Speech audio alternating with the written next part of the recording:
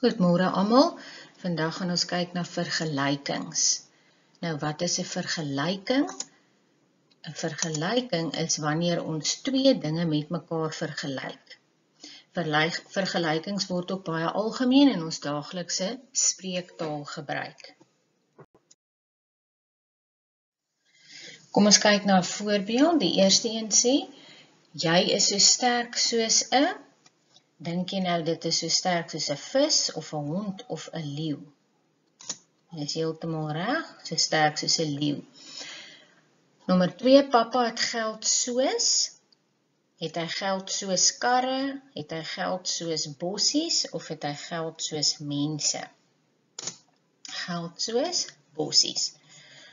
Wanneer iemand baie vloek, sê ons hy vloek soos 'n matroos of 'n juffrou of 'n dokter. Matroos. My ouma is so oud soos die. Wanneer iemand baie oud is, sê ons my ouma is so oud soos die berge. Goed, jy gaan vir juffrou oopmaak in jou kwartaal 1 en 2 boek by vergelykings. Jy gaan vandag se datum daarbo skryf. En dan gaan jy daardie vergelykings vir my voltooi. En juffrou het vir jou al die woordjies wat jy nodig het in hierdie wolkie gesit. So jy moet uit hierdie wolkie die regte vergelykings gaan neerskryf.